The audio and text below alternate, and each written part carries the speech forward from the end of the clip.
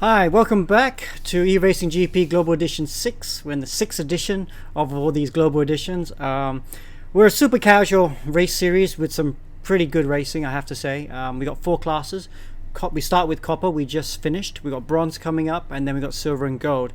Obviously start with the beginners in copper, and then as we get up to silver and gold, we get to the more professional drivers.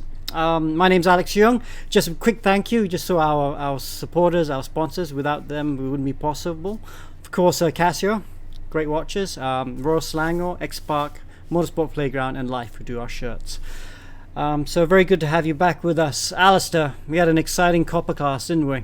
Absolutely. Yeah, great racing, and I expect bronze to be as good or even better, I reckon. I'm just watching it now, and I see a pretty familiar name at the top of the timesheets. Kelvin Powell, last season's copper champion. So yeah, it's impressive to see him at the top there again. I'm looking at these cars, I'm looking at the track, I'm looking at how they drive, and yeah, we're going to be in for something special here. Exciting. Yeah, sorry, the mic was off. Yeah, just talking about Salzburg Ring, 4.2 kilometers, like you said, Alistair, old school track. Got the old curbs as well, so you really need to attack the curbs. 2 long straights to slipstream down as well. We're looking at the Chester Lamb now on the back straight. And, oh, did you hear that? Yeah, that's that the M1. Sounds great, doesn't it? That's an M1, I think.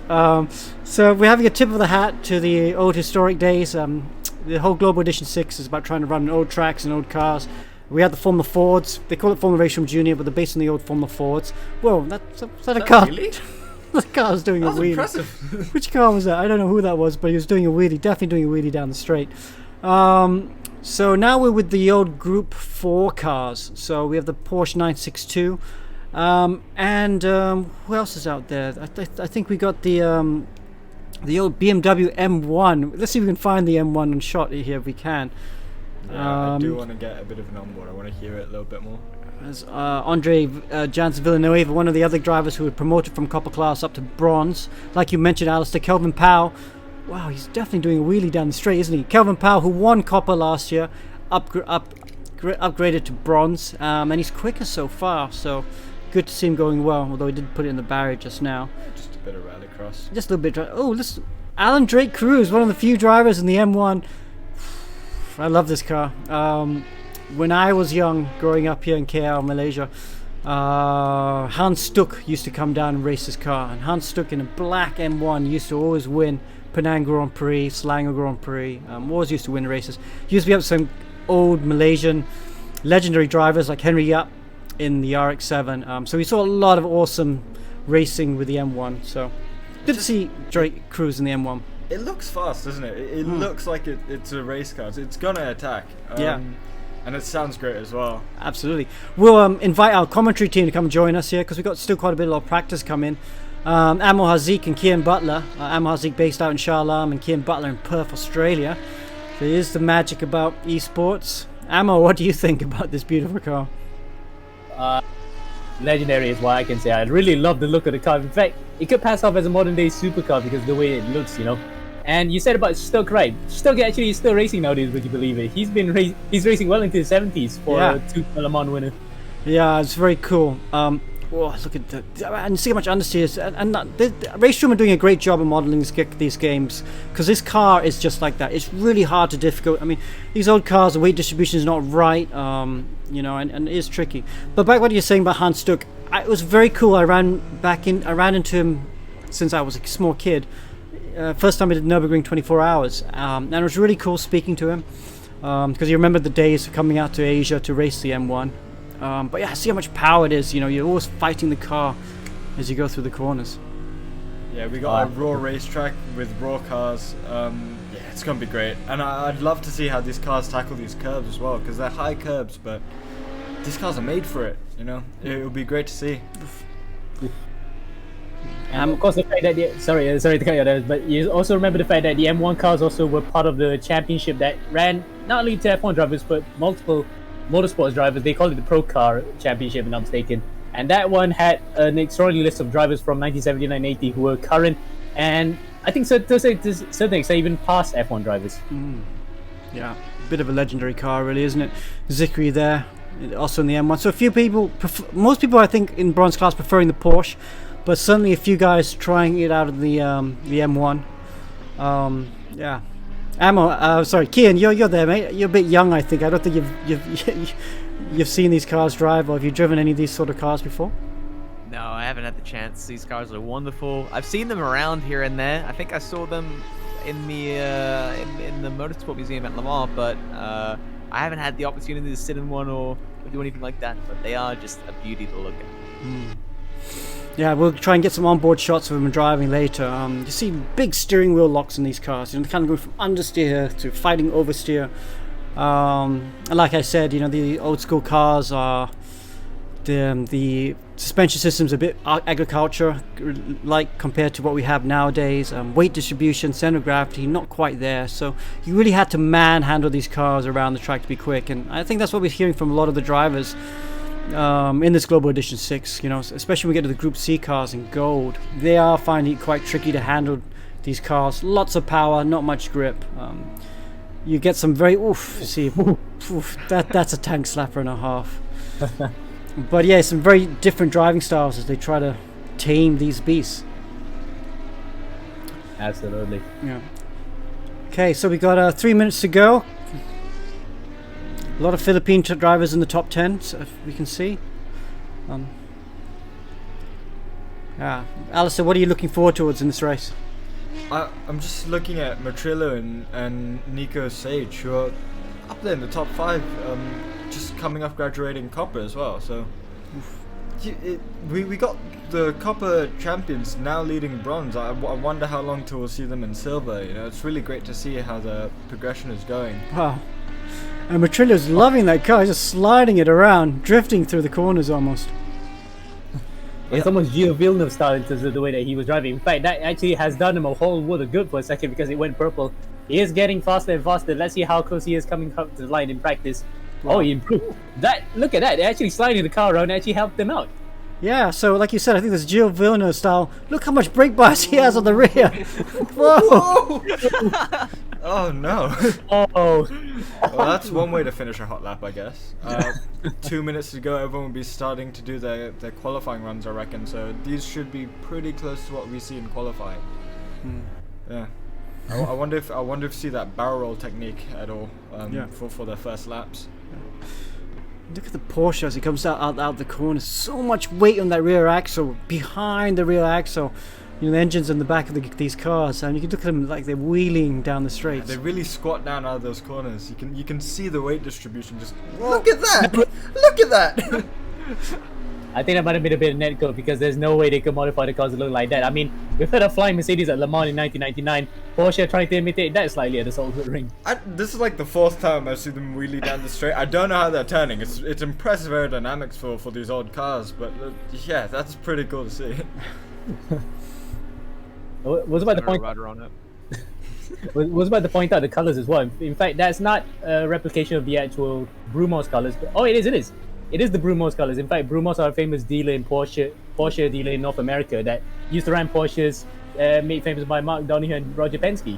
So it's nice to see that the colors of that car actually here too. Nice. Ammo, the Anorak, always with the nice, interesting stats. That's good things to know.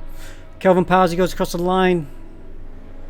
Doesn't go quicker, in fact it's an invalid lap, but Porsche definitely looking pretty good at the moment. That's what he gets having 2 wheels off the ground, valid laps. He must be using that secret gear that they have in movies where they shift up and then the engine goes vroom and they go past everyone, you know? Yeah, like the Fast and Furious infinite gears. Yeah. It's like they have more than 7 or even up to 14 even. Yeah, he's using that R gear on the stick, you know, the good old R gear for race. Yes. Oof, on board now with Nico Sage. Look at the gear changes. Porsche doesn't sound half bad either. Yeah, it doesn't, does it? He's doing something wrong though. There's no wheelie. Oh, it's just nice to watch. I mean, gosh, I forgot how much I missed these old school cars. It's nice to see because, you know, we've been running a lot of high-tech cars, you know, GTM and GT3. Oh, whoa, not flat through there. Too much wheelie.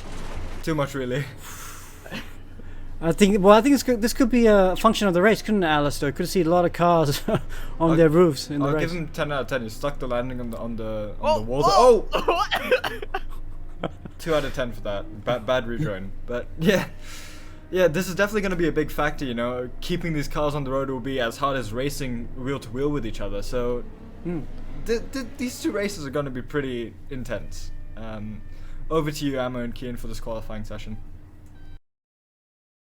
BMW M1 with Francis Metrillo as we come through what is the first set of chicanes.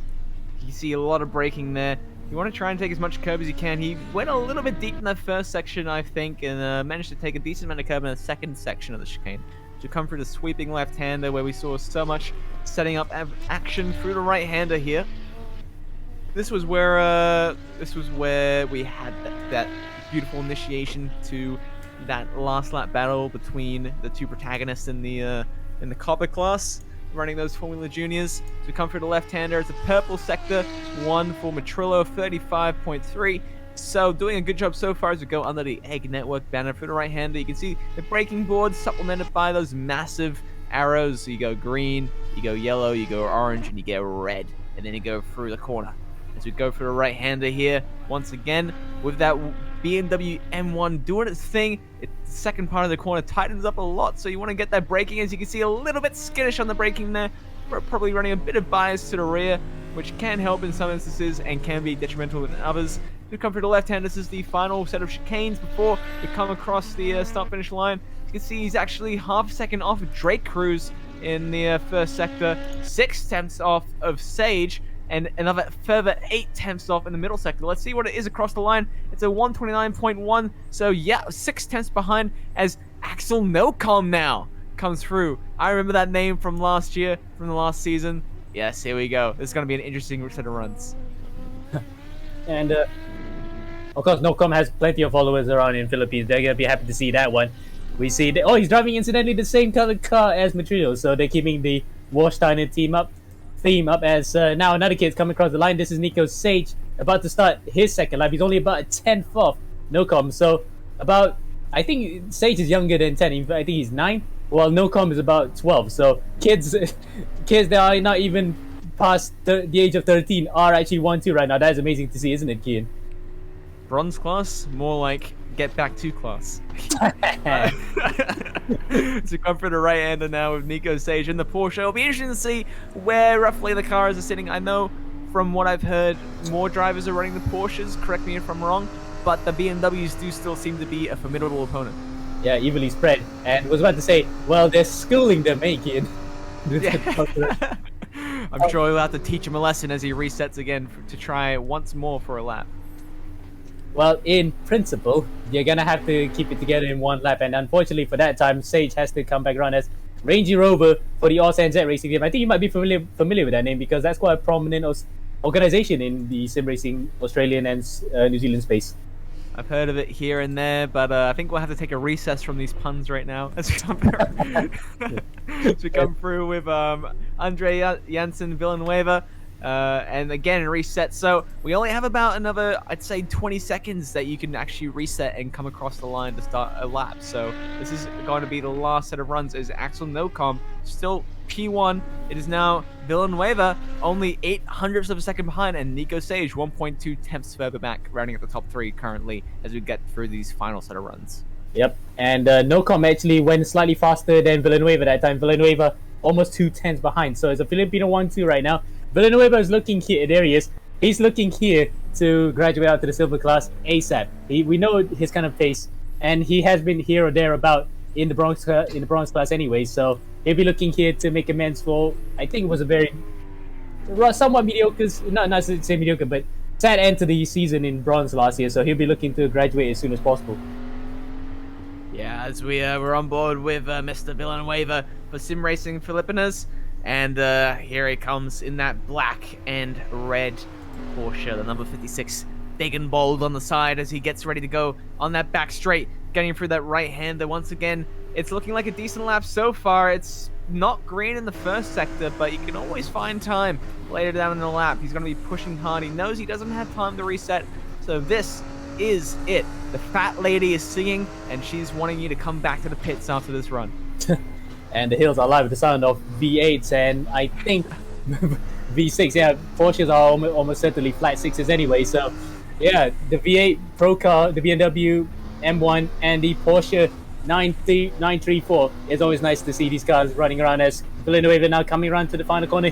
He's a 10th up. He's gone purple in the second sector. Can that final sector be good enough to beat his fellow countryman? As he comes across the line now, oh, it's just close. 300, in fact, 400s off, and you can see his reaction there. He knows it. He could have gotten in that final sector. As we run through the grid, Villanuava in second. Axel Nocom claims his first pole position of the season and second, I think, ever in the GP. Nico Sage third, Metrillo fourth, Duque fifth, Powell sixth, seventh Dzikri, eighth is Rangey Rover, ninth is Alan Drake Cruz, and 10th is Mada Andika. Kane, last thoughts before we head it back to Alex for a while. I think that Villanuava will be secretly happy to be in second because the man currently leading the championship in Copper qualified second. So we'll see if he can keep the trend going. Yeah. Yep. Now, Alex, I'll step back to you guys. Yeah, so that was an interesting qualifying session. Nice watching all the different styles out there, huh, Alistair? Yeah, it was super close. Top 6 within 5/10. So they seem to be getting the most out of the car. Yeah, it was interesting seeing how much lock that they need to put on to get the front in. You know, these cars don't have much downforce and they're really heavy. And I'm not sure if they're running slicks or not, but yeah, it's good to watch. Definitely slicks. In these old days, they would be cross-ply tires, which do reward you if you're sideways. Yeah. Nowadays, with the radial tires, you lose too much time if you go sideways. So I would imagine they'd be on cross-ply tires. So that's why you almost need to drift them into the corner to get it out. Because if you don't drift them, you get a lot of understeer, don't you? Yeah, much like the Formula Juniors, actually. So I think this might be a concept of driving for most of these categories this season. Well, anyway, we'll head back to the commentary team. Amo Hazik and Kian Butler. 5 seconds left on the countdown to the garage as we're getting ready to go underway. Here we go. 5 lights. They are flashing. We are rearing to go here for what is the first round of bronze in this Global Edition round 6. Here we go. Any second now. Anticipation building. Drop the clutch and rev the wheels. We are underway. It's good starts up and down the field. Some of them a bit worse off as some already are spinning off in the background. That is one of the the white and red M1s. It looks like, though, Villanuava up in the P1, so keeping it good and keeping going. Axel Nocom slips down the P4. You can see the 2 BMW M1s further back down. Look at this man already reeling off 6/10 of a second to Duque behind, and it is already Mr. Iman. It is looking, Ammo, like it is going to be maybe a bit of a repeat, but it is too early to say.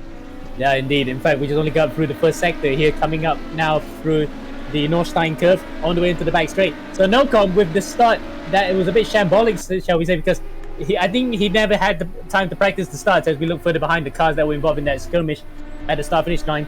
But Nocom then probably didn't know how to drop the clutch as soon as possible to get a better start, as he's now being attacked by Nico Sage, a fellow kid like him. And Sage then up to 4th. What a start for him as well. Just like they're gonna go, they were raring to go. And the Porsches then, even more so, they've actually jumped up through the field. They're 1st and 2nd and 4th, with BMW's the best of them in 3rd right now. Did you see how much speed that Porsche had down the straight? I think these BMWs are slightly better suited for the corners as he tries around the outside, looking to make it work. You see he has just a little bit more grip as can he get the switch back through the left-hander, hold the inside line? No. So that is now Nico Sage up in the P4. Axel Nocom slipping down to P5 from pole position. He needs to do something to try and get his way back out the field and challenge Villanuava before it gets too late in this first part of the race. In fact, Metrillo is doing just that. He's actually up to 2nd now, overtaking his fellow countryman Christian Duque. So it is 1st, 2nd, and 3rd. All Filipinos at the moment, with the best of the rest being a Malaysian in 4th is Nico Sage. We're on board with him right now in the Porsche. Look at that, the suspension, the amount of travel. I think these cars were set up soft to begin with, as Nocom got a bit of warning there, got rid of it quickly. The battle for 3rd is heating up with 2 Porsches and a BMW, as Nico Sage tries to go to the inside. Does he make the mistake? Yes, he does, on the banking at the Notchstein curve. Wow, that's a brave move. He had to come here there late and brave, and he has done so. He's up to 3rd. Now, is that going to be a podium on for him?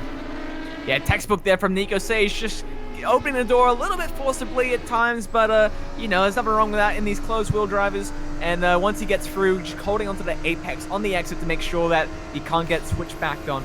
But, yeah, it is Nico Sage now up at the P3 for the Malaysians, the first of the Malaysian drivers to be up that far. He's going to be looking forward now to get Metrillo, because we've seen pace from Nico Sage, we've seen pace from Metrillo, but both of them now, Nico Sage 2 seconds off the lead, Metrillo 1.5. So again, P2 qualified, has taken the lead on the opening lap, and is starting to pull.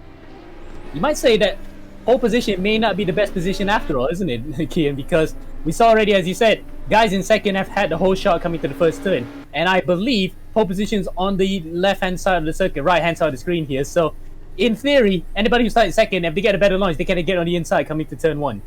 Yeah, but I have a theory. I think that these Porsches are inherently better at launching because of all the weight over the rear axle, which means that they will be able to maximize those starts, and the BMWs are going to have a pretty inherent disadvantage at that start.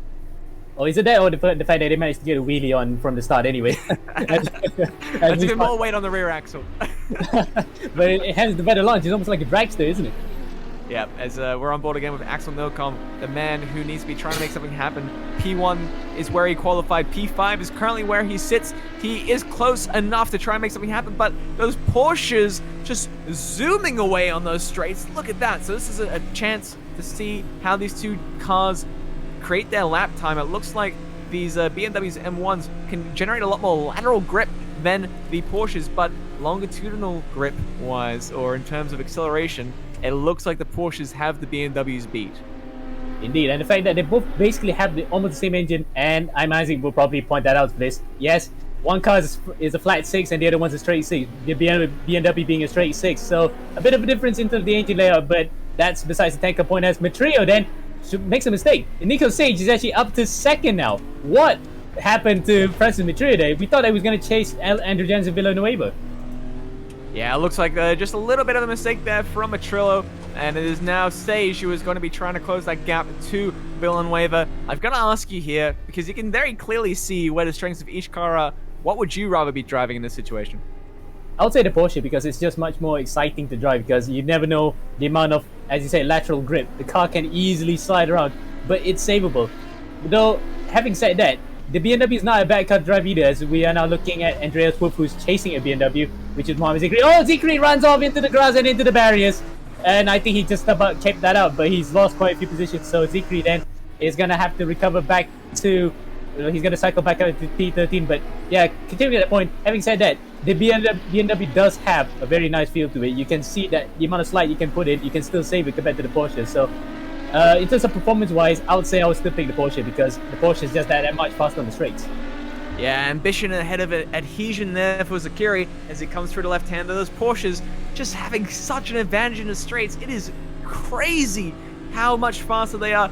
You really can't do anything. Look at him. He's reaching his hand out, trying to bring them closer, but it's just not happening. So that was perfect. We really caught that at the right time, and he almost knew as if he was on camera for a second.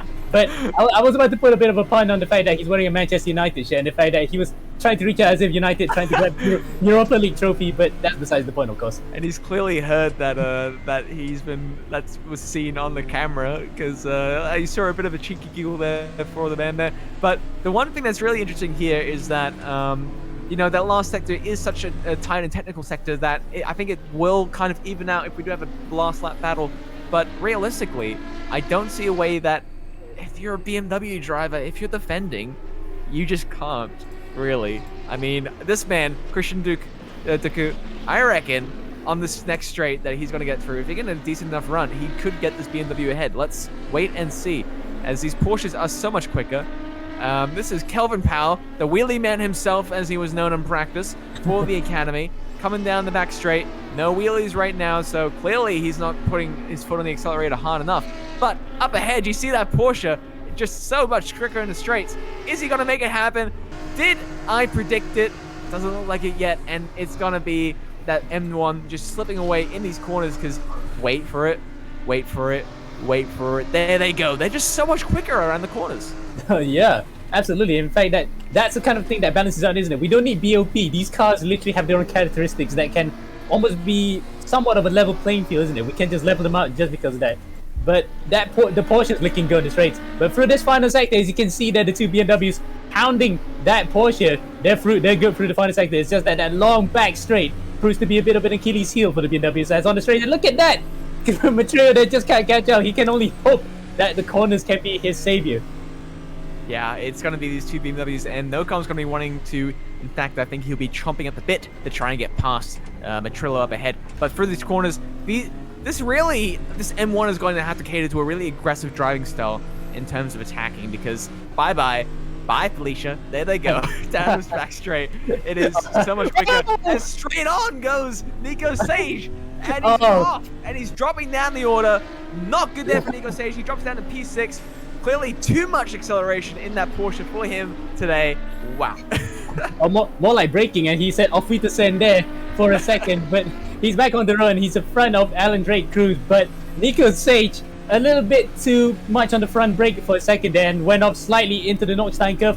Luckily though, he didn't get beast, but to his detriment, he's lost out on a potential podium. Now he's gonna have to recover back, and he's gonna have to chase back the man who's the champion in the copper class last season, Kelvin Powell. So long, farewell, auf Wiedersehen, adieu. As Axel Nocom is trying to make his way through Metrillo, still 4 tenths behind. It is this man Villanuava who has opened the gap and is keeping it there. You gotta think Nocom with that pole position, that pole setting time. If he can get past Metrillo, if he can do it within the next lap or two, then he might just be able to hunt down Villanuava and make it happen. Yes, indeed. And the fact that they're both in the same car, of course, Nocom in the BMW, same color as well. And in fact, the number 55 car was driven by Jochen Maas, the Arrows driver from 1979. So hence why we have the same Vorsteiner livery. So a bit of a name drop there. Hashtag shout out to Jochen Maas. Anyway, Nocom then, coming up to the back of Metrillo. Where can he find the move, kid? You might say on the straight or through the corners, because they're so evenly matched on the straights, because they're in the same cars, of course. I think it's going to be happening more on the corners unless he can get a better exit here, but I get the feeling that Metrillo is going to have a slightly better exit, as he does, because there is aero involved, which means there will be a tiny bit of dirty air and outwash. But you can see here now, Nocom is closing up on that straight. He's getting the slipstream. He could potentially make the lunge up the inside. Will we see Metrillo go defensive here? He does switch to the inside. What is Nocom going to do? Will he try and stick it up on the grass? On the outside, and back to the left side goes Metrillo. Here comes Nocom for the right-hander. Bumper to bumper, wheel to wheel. These guys are still nose to tail. Nothing quite yet, but we're coming through that tighter right-hander now.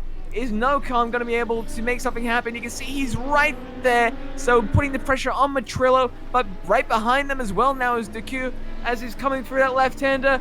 Metrillo still ahead. It's going to come down to who gets a better run out of chicane onto the final corner. A little bit of a twitch there for Metrillo. He could go deep here. He does not, but I dare say that I think Nocom got a slightly better run out of that corner. So again, down the home straight we go, Ammo. Yep, and so we come further behind. Oh, white goes Dzikri. He gets pushed out a bit there by Wong and Lacabra, who's on the inside. So the Porsche then, the two Porsches ganging up on the BMW. The BMW then got the short end of the stick. But we need to know what happened to the front between Nocom and Metrillo. Nope, Metrillo still stays ahead as Dzikri then breathes a bit of a sigh of. You can safely say he's a bit discombobulated for a second. And here comes the Porsche, engine roaring, trying to make sure that he comes through scoring. Here he comes on the back straight.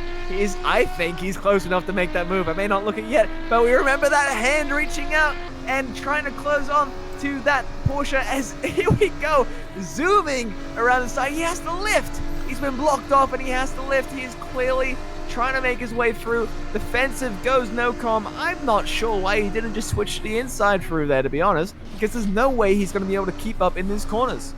Or as you say, just move on to the grass, you know. These cars actually have enough grip on the grass, they can make the move stick, but at the expense of dirty tires. So I think that tactic may be reserved if you're really resorting to last and desperate measures. Yeah, for right-hander goes Nocom. He is still on the trail of Metrillo, but I dare say it's going to be too late by the time he gets past to try and get the Villanuava. Villanuava now just has to settle and make sure he doesn't get any penalties, doesn't lose too much time, and 2.5 seconds is plenty of time for him to have a cushion to Metrillo. We're on board with Drake Cruz, who is challenging for P6 against Nico Stage, who was that man who was in that P2 position, but he just got that corner wrong, and he just went sailing on forwards.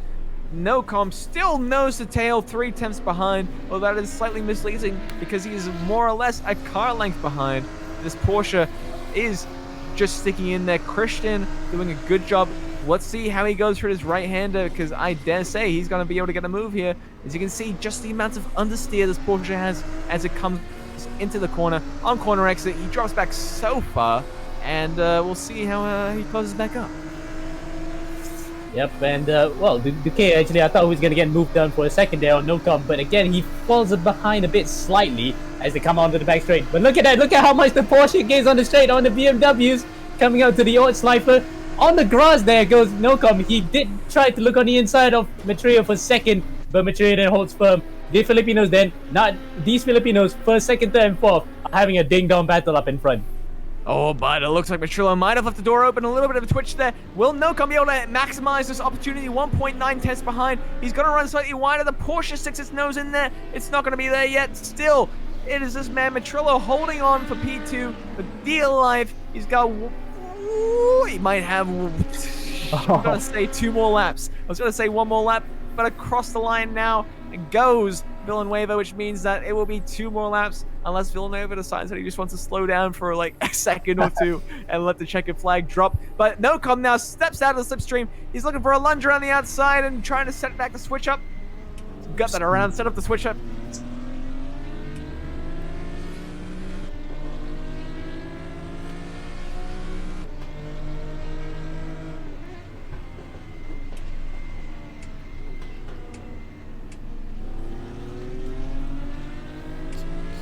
Seems like we've lost the commentary. Ammo and Kian, you still there?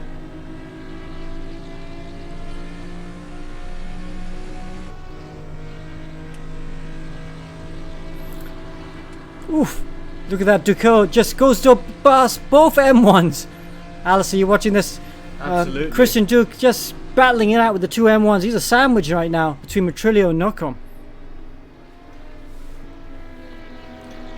Alright, well, it seems that we've lost Ammo and Keen for the moment, but you know, coming onto the penultimate lap here as Villanuava comes in first, crossing the line now or something.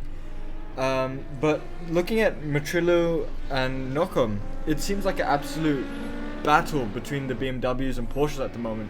Yeah. Obviously the Porsche at the back exploding out of the corners, much quicker down the straight. Still struggling to find a way past the really wide M1s though.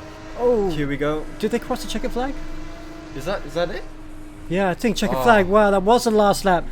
Villanuava then takes his first race win. What a great result for him. Kian and Ammo, are you back? Can you hear us? Yeah. Yep. Hello, okay. guys. Yeah, I think we just lost audio. I think on the stream end for a second, but we're back. Yeah. Cool. And Villanuava then did what Mohamed Zini tried to do in Silverstone a couple of seasons ago, I think.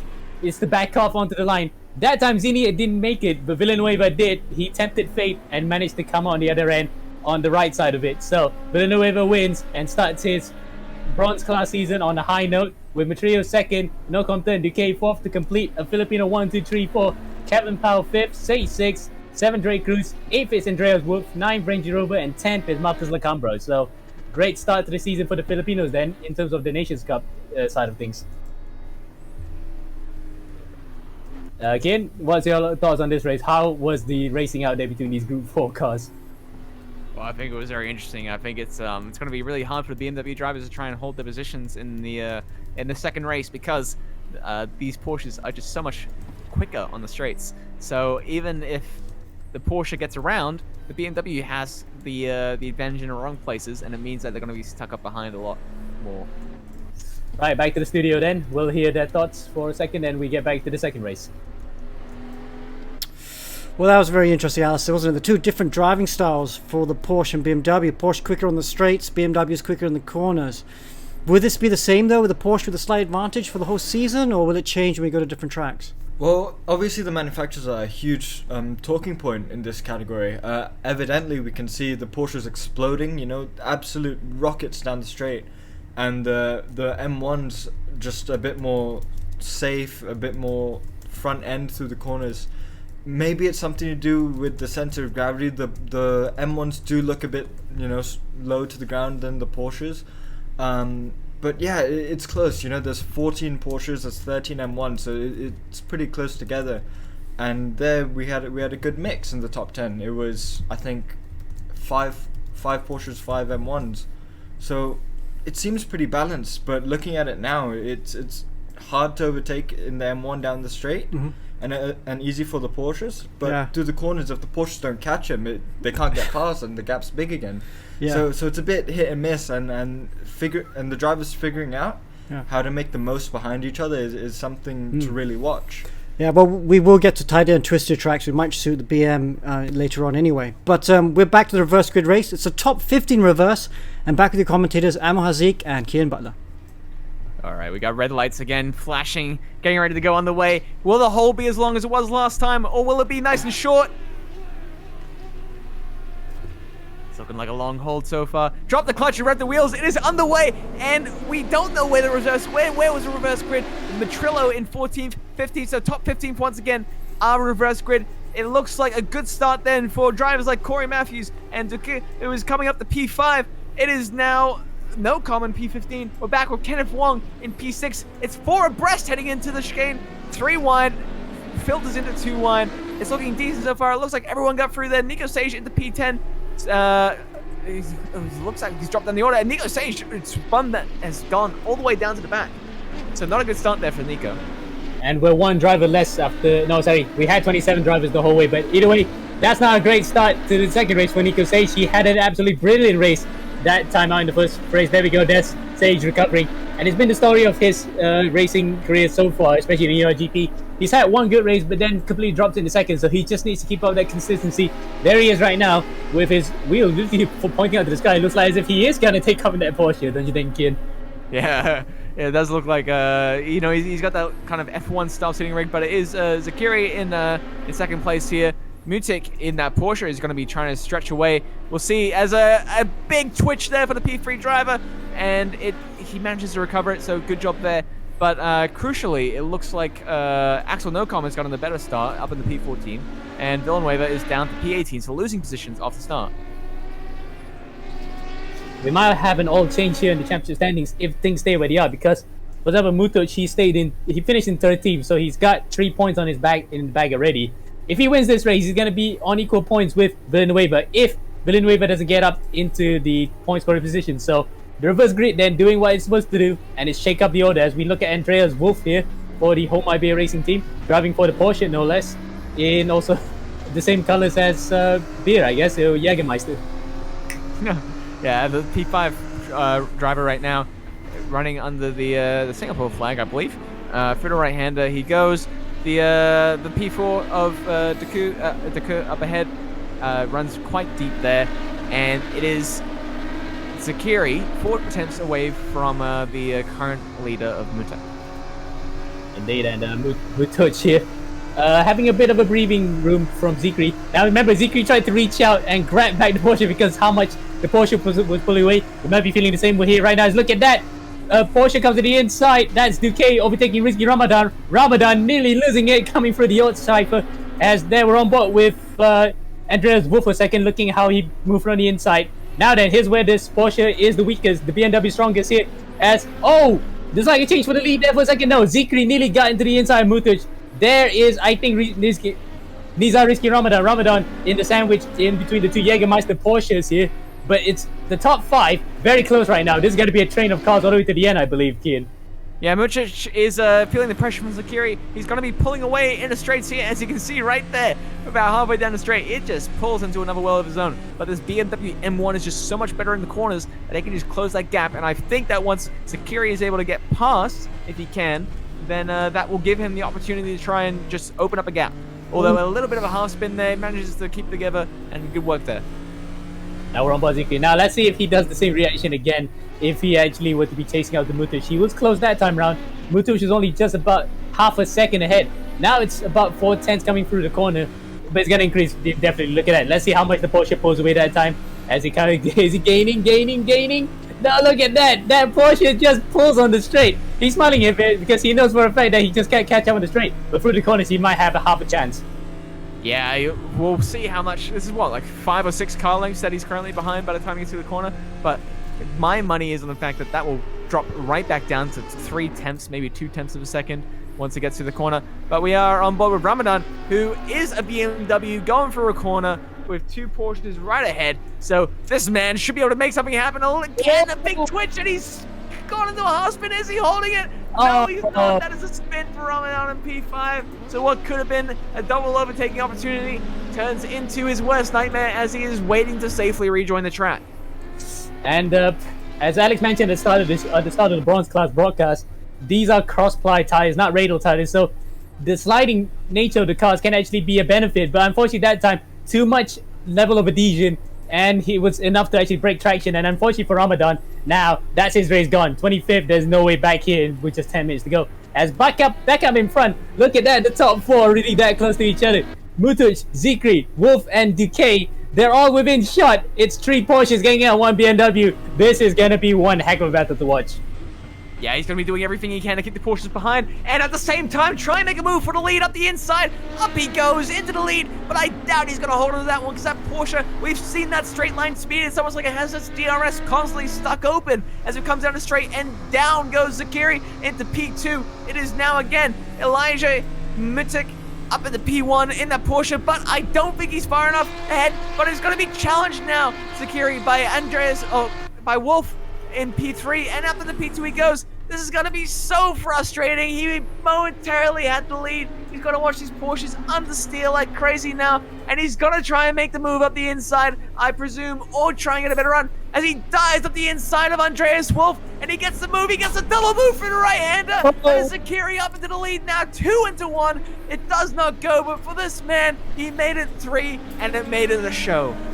Oh, wow, what a move there from Dzikri. Remember, we saw some of these, that's actually Andreas Wolf in inset, but we saw Dzikri make these kind of moves, especially at Spa. Remember last season, where he dropped in the final corner in one race, only to come back and do the same thing and win when he was driving in GT4s. He's going to try to do the same thing here. He's smiling right now. Look at him, he's defending on the inside. Mutuc on the outside. Does he get the move done? Mutuc leads for a second, but he has the line on the inside. Can he take it? Yes, he does. He pushes Mutuc a bit. Mutuc really hits the wall. Dzikri takes the lead. Now, can he actually pull away? He's got a 6-10 buffer here to Andreas Wolf. This is going to be a fight that goes all the way to the finish.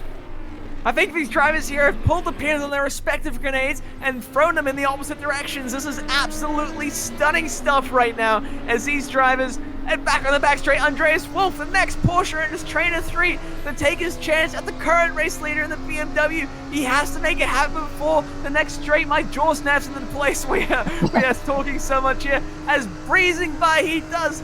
ERS, DRS, these cars don't need it. They're just so different that we're getting this amazing battling as we come through the right-hander. Will the BMW be able to reciprocate in kind? We saw before that Andreas Wolf did get past in the same manner of Dzikri, but Dzikri made not only easy work of him, but of the previous race leader at the time. But Andreas Wolf is going to take a much more defensive line, and it is going to be much harder for Dzikri, who was in P1 momentarily. He's back down to P2, and he must be frothing about that. Oh yeah, and we still have about what 7.5 minutes left to go. We still have plenty more to come, and we can't even decide a winner right now. It's now Andreas Wolf crosses the line and starts lap 7. Can Dzikri come onto the inside, coming for his corner? But look at that, he just can't make it. Wolf uses the power of the Porsche to pull away from the BMW, and worse still for the man in the Wolf BMW, another Jägermeister Porsche is right behind, and Duque is looking interested. But having said that, look at that exit from Dzikri coming out of the chicane. Can he make it to the Notch-Stein curve? Not so much, but Duque is falling behind. That actually will give a bit of breathing space for Dzikri. He's free to attack here. Coming from the Notch-Stein curve, side by side they go. Wolf knows it's on the inside and he gives room, but Dzikri might know that this is a bit too early, and there it is. The Porsche powers his way back into the lead. What an absolutely brilliant battle. This is what classic racing is about, isn't it, kid? Dzikri will be yelling, more power, baby! GP2 engine, get me in there. Come on, he's running forward, he's going for it. He's going to try and make a move again. It is the same thing we've seen for the last 3 laps. Andreas Wolf and Mohammed Dzikri are both just chomping at each other, tucking away, trying to make something work. He's a bit further behind than in the past, so it looks like Wolf is coming away a little bit better. But Dzikri, with that BMW, we know that car is good in the corners, so he could make something happen in his last few sets. We've seen it happen as almost a bit. He loses the rear a little bit there, but he's going to keep it, and he's actually gained through that corner there still. Nico Sage has been disqualified there, and it is going to be now Dzikri down that straight again. This is enticing stuff as we go under the Red Bull arch. It's going to be into turn 1. Can he make something happen? 4 tenths behind, but I suspect we will see a mega run out of that first chicane if he gets it all right. And what happened to Christian Duque? In fact, Duque has actually gone to the pits, I think. Yes, he's pitting. That's surprising. This is a sprint race. You don't need to pit. But something happened to that Porsche. He's required to pit. And Ferguson's also out of the race because he ignored the pit stop penalty. So something happened to the drivers further behind that we need to take a note of. If it's a pit stop penalty, that doesn't worry for the rest of them, because the rest of the drivers might get disqualified as well. As we look at Rangey Rover in the NZ Sim Racing car, elf colors of course. Around the outside of, that's not Mutuj, I think. No, that is Mutuj. So you got around Mutuj, he's up to third. This will be the best result for Rover in this championship. But we need to go back up to the front. Well, we gotta go further behind. We need to look for the rest of the field. That's Kelvin Powell. His Porsche looks a bit second-handed in the Brumos Porsche colored car. Very nice colors, by the way. Legendary colors, especially if anyone who's followed American sports car racing. But we can look up to the front here. 5 minutes left to go. Dzikri then, he's trying to do his best to not lose sight of that Jägermeister Porsche being driven by Andreas Wolf. They're both looking for, well, first win for the season for Dzikri. Wolf will be looking for his first ever win in ERGP. As now, further behind here, outside of the top 5, Nocom trying to chase the Porsche of Powell with Metrillo further behind. So the drivers who are in the top 3 in that first race are fighting for the lower reaches of the top 10 for points. And Kian, what we're looking to is now, we're coming up to the start of lap 8, and this is going to be very close. He is close, he is close. You can see in that double right-hand complex halfway through the lap that Dzikri is gaining pretty much half a second each time he goes through there, but this Porsche is doing everything it needs to hold on again. This is coming down to the wire again. We have 2 laps to go. Is it going to be a mistake from Wolf that opens up an opportunity for Dzikri? Is it going to be a mega push from Dzikri to make sure that BMW ends up on the top step of the podium? How is this going to all unravel? Oh, too close to call, man. And we saw in that first race how it went all the way to the last lap as well, because Villanuava just lifted off. It could have easily gotten wrong for him if he actually mistimed it. But this time I think it's going to be a straight fire all the way. No matter what happens, they're going to cross that line. Even after when the clock reaches 0 past it, they're going to have to push for it. This is now or never for these two guys. They got a clear buffer ahead of third place. 5 seconds in fact between themselves and Rangey Rover and LJ Mutoy. So they can swap among themselves here for the win of this race. Yeah, the gap is staying pretty constant now as we're back on board with LJ Mutic as for the right hand of the 2 Porsches go. But it is looking like Wolf is consistently doing more and more of what he needs to do to stay ahead. This is going to come down to which of the 2 drivers makes more mistakes in this closing part of the race. We're on board though with the with Mutic and the Australian driver in P3 currently. Kelvin Powell 1.6 seconds behind. So if these 2 start getting a bit bombastic with each other, we could see Powell enter the mix. Absolutely, and the Copper Class champion from last season looking to start his life in Bronze Class on a high as well. In fact, he finished 5th as well in that previous race. So 2 5th places, I would hesitate to guess. I think, no, actually Villanuava is up in P8. So Villanuava might still be in the championship by the end of this round. As we look further in front here, back up to the front of the field, it's Dzikri and... oh wait, I'm actually watching the stream replay here. I might have missed out something there. But here we go, this is Dzikri coming out to the back of Wolf. Look at that, Wolf still, despite the car slipping and sliding around, can get the power on quickly onto the back straight and still be ahead. Yeah, it's incredible driving for these 2 drivers up at the front of the field. It is 2 minutes remaining. We'll see when they cross the line if we're going to get 1 or 2 more laps of this race. But either way, let's have a look at where these drivers that were challenging in the first race are currently. We have Villanuava, who is actually going to pull up in the 7th place. So he is right behind Axel Nocom, is the current man that he is fighting to try and get into that lead of the championship. And it is heating up here. Only half a second between 2, and again, another situation of BMW versus Porsche power.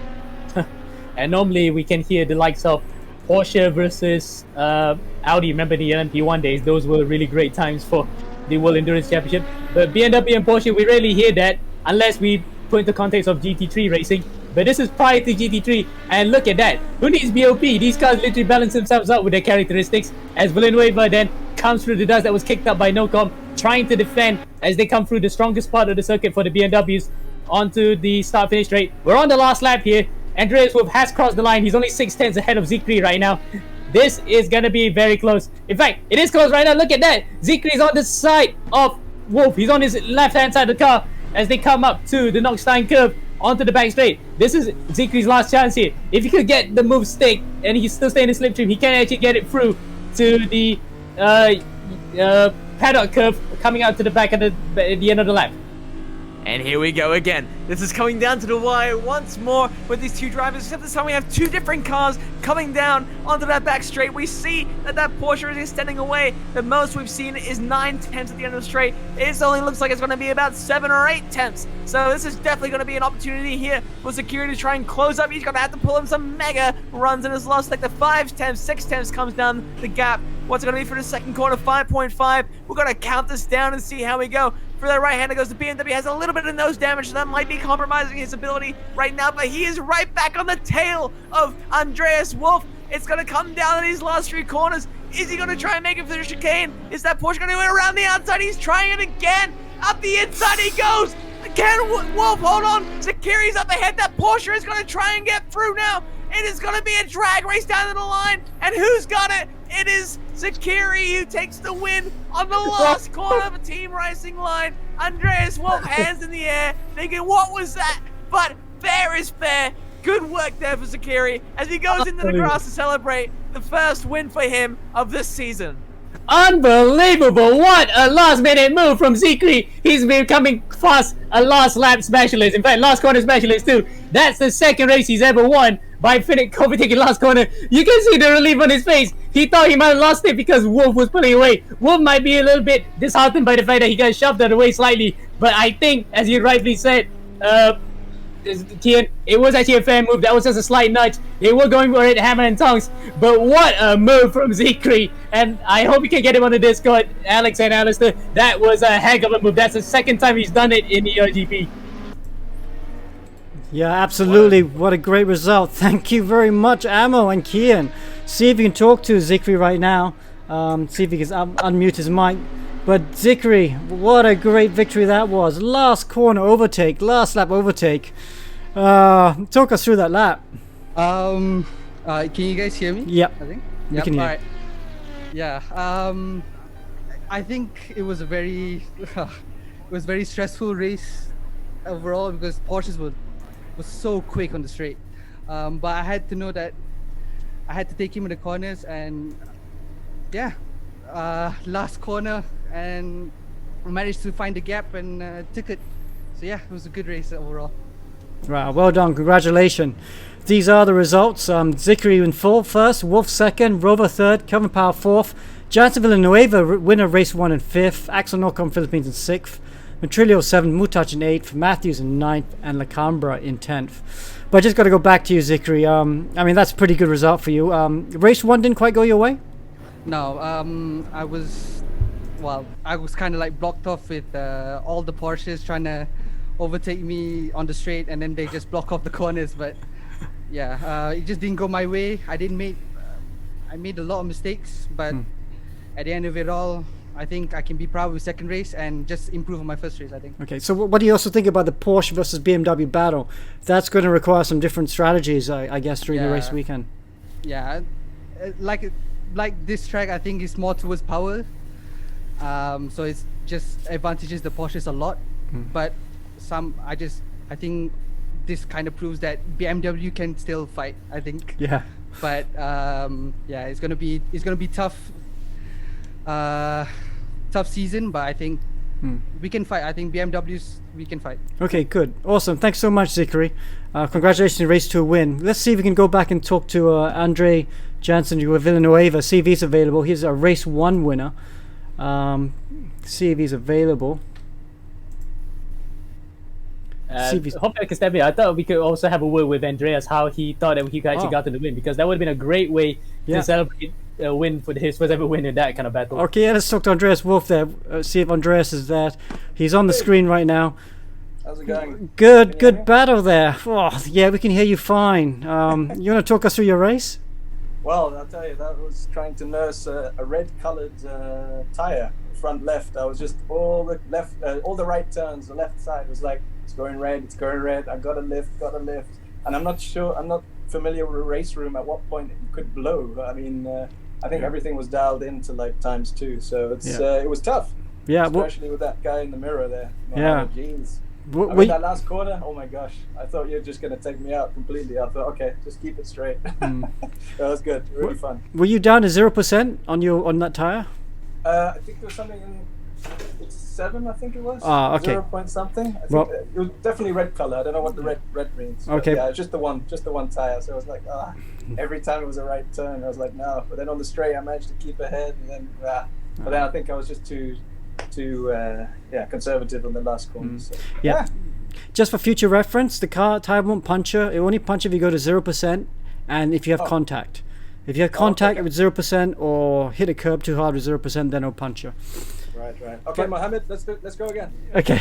Good second. All right. Congratulations. See you next week. Thank you. Thank Will you. do. Cheers. Thanks. Okay, so Alistair, exciting race. First of all, got to thank again Kian Butler and Amol Hazik for what a great job they've done in commentary. So awesome to have them. But Alistair, your thoughts on the race? Yeah, great job, Keen and Ammo. Dzikri and Wolf fighting it out for the whole race was incredible to watch. It was interesting to see again because like this with the BMW and Porsche 1-2 fighting at the front, we could really see the difference. You know, the BMW would head sector 1 2/10, and then the Porsche would get 6/10 down the straight for sector 2, and then the BMW would come back another 5/10 for sector 3. So it was really nice to watch. And towards the end, you know, you could definitely see the Porsche struggling. Wolf would have to brake a bit deep into the corner, get the car stopped, rotate, and just power out the corner because the front left was just going. You could see it in turn 1 noticeably a lot. Unfortunately for him, I thought he drove really well, but it seems like he went a bit deep into the third last corner and just allowed Dzikri to edge out around the outside for the second last corner and just, you know, nick him down into the inside for the last corner. Okay. So great driving by both the drivers and a great battle. It'll be interesting to see how they do next round. Yeah, absolutely. So, I mean, that was exciting bronze class. We're done with bronze, round 1. We got silver and gold left. Silver's coming up next. So thanks, Alistair. We won't see you for the rest of the day. Where does Corkill back into the seat for silver and gold. And we'll be right back after these messages.